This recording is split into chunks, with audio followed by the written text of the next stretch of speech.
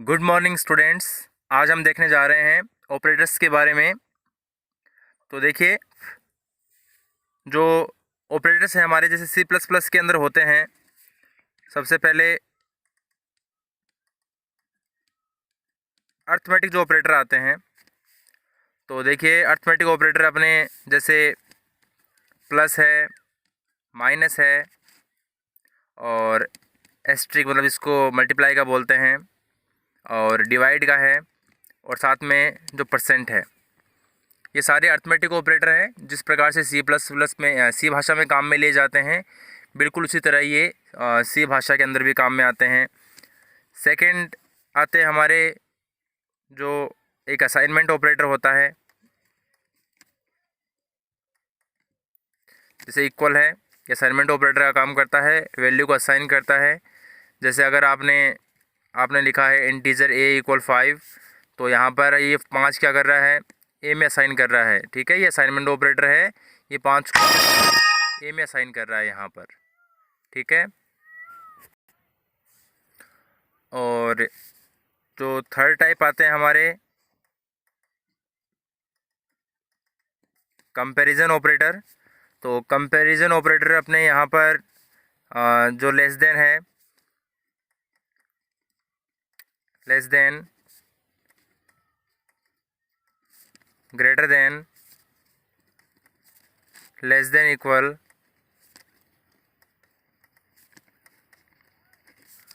Greater than equal,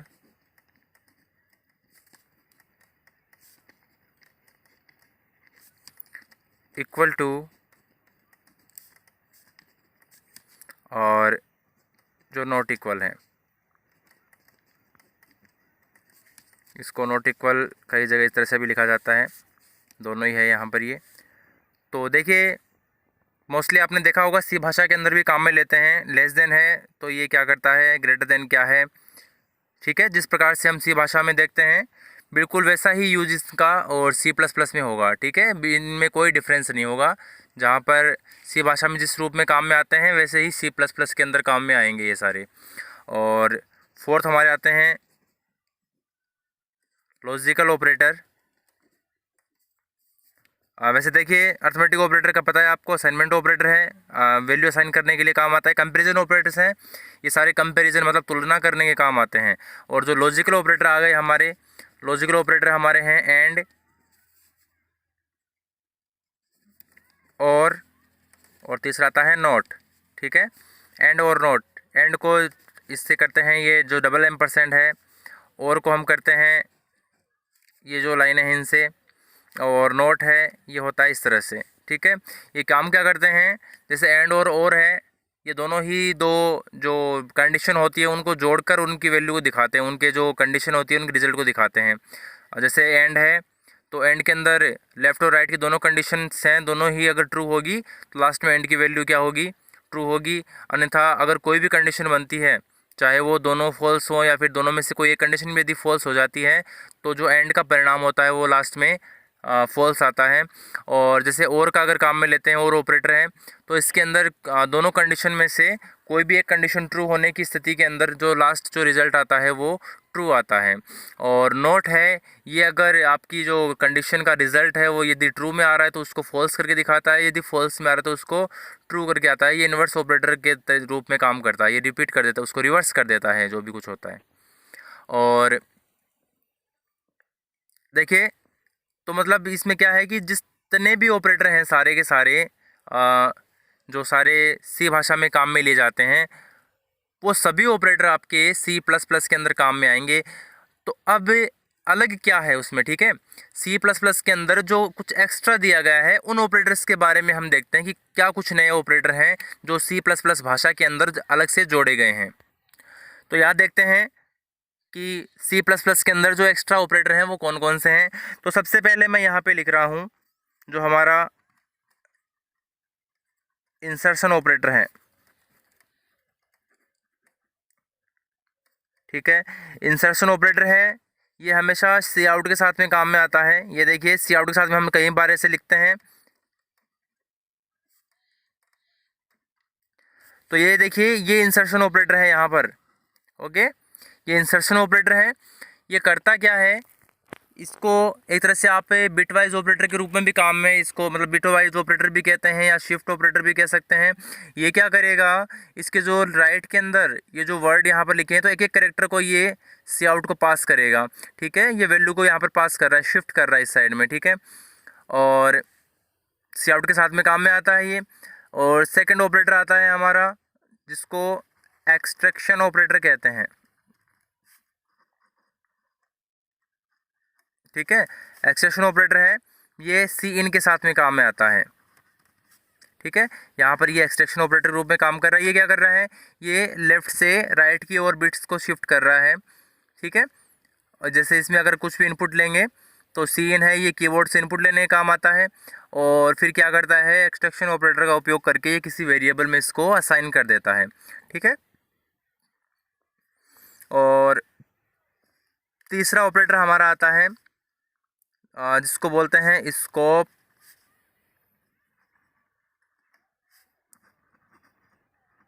resolution operator. Scope resolution operator ये वाला होता है जिसको हम पहले भी देखा था हमने, जहाँ पर हमने ग्लोबल और लोकल वेरिएबल के बारे में पढ़ा था। बिल्कुल उसी एग्जांपल को अगर काम में लेकर अगर हम देखें तो देख सकते हैं। जैसे अगर किसी प्रोग्राम का एग्जांपल ले, हम यहाँ पर एक छोटा सा प्रोग्राम है जिसका एग्जांपल देखकर और हम इसको रेजोल्यूशन ऑपरेटर का उपयोग समझ सकते हैं। जैसे यहाँ पर मैं एक वेरिएबल को डिफाइन कर रहा हूँ, एक्स वेरिएबल है, वैल्यू ले रहा हूँ यहाँ पर मैं 10 इसकी। और उसके बाद में मेन फंक्शन लिखा मैंने, मेन फंक्शन से पहले ही मैंने वेरिएबल एक्स को बना दिया, अर्थात ये पूरे प्रोग्राम में काम करेगा। ये एक एज ए ग्लोबल वेरिएबल यहाँ पर है। मेन फंक्शन स्टार्ट किया, मेन फंक्शन के अंदर मैंने एक और एक्स बनाया और उसकी वैल्यू दे दी मैंने 20, ओके। तो अब देखिए जहाँ पर मैं यहाँ लिख रहा हूँ सी आउट और यहाँ पर लिखा मैंने एक्स इक्वल और यहाँ लिख दिया मैंने एक्स, ठीक है। और दूसरी साइड में भी मैंने लिखा एक्स इक्वल, ये मैंने लिखा। और उसके बाद में देखिए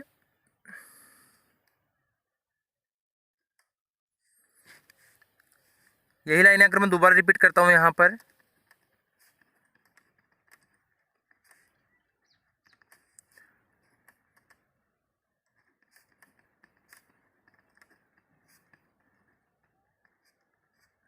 लेकिन इस बार मैं यहाँ पर एक्स से पहले और इस ऑपरेटर का उपयोग कर रहा हूँ। यहाँ पर मैंने इस ऑपरेटर का उपयोग किया। देखिए क्या होगा इससे, इससे देखिए ये 4 लाइनें हैं सी आउट की, 2 यहाँ पर है और दोनों यहाँ पर हैं। होगा क्या इनसे, ये दोनों ही एक्स की वैल्यू को प्रिंट करेगी, ये भी एक्स की वैल्यू को, ये भी, और ये दोनों भी एक्स की वैल्यू को। तो यहाँ पर जब ये एक्स की वैल्यू को प्रिंट करते हैं ना तो दोनों जगह क्या आता है, एक्स की वैल्यू 20 आती है, ठीक है।